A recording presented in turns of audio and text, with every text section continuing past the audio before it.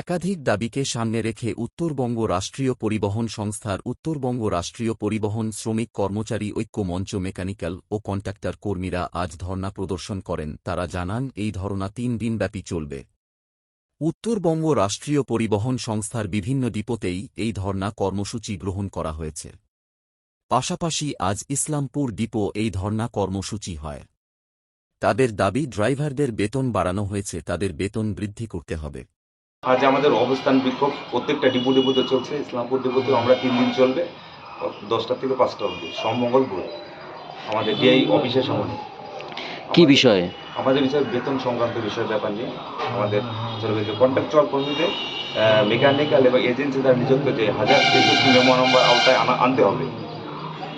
উত্তরবঙ্গ রাষ্ট্রীয় পরিবহন সংস্থার কর্মচারীদের ঐক্য মঞ্চ জিন্দাবাদ। আমাদের শ্রমিক স্বার্থে যে আন্দোলন চলছে, এই বৃহত্তম আন্দোলন যে 3 দিনের ব্যাপী চলবে, এটা আমাদের যদি সেরকম স্বার্থ না হলে আমরা এরপরে আমরা আমাদের হেড অফিস কুচবিহার সেখানেও বিক্ষোভ হবে। অবস্থান বিক্ষোভ আমরা কর্মসূচি করবো। প্রত্যেকটা ডিপো থেকে সবাই কর্মচারীরা গিয়ে ওখানে আমরা বিক্ষোভ করবো।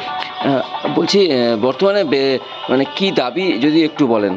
দাবি আমাদের শোনা যাচ্ছে যে ড্রাইভারদের বেতন বৃদ্ধি হয়েছে, আমরা খুবই আনন্দিত, কিন্তু সেই আওতাতে মেমো নাম্বার অনুযায়ী আমাদেরটাও করা হোক।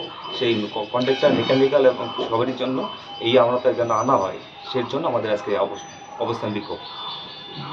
কি নাম আপনার? আমার নাম সঞ্জিত সূত্রধর।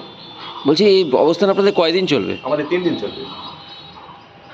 এই বাস পরিষেবা বা এই পরিষেবা কি সচল আছে আপনাদের? এই বাস পরিষেবা সচল রেখে, অফিসের কাজকর্ম সচল রেখে আমাদের সাথে বিক্ষোভ। ঠিক।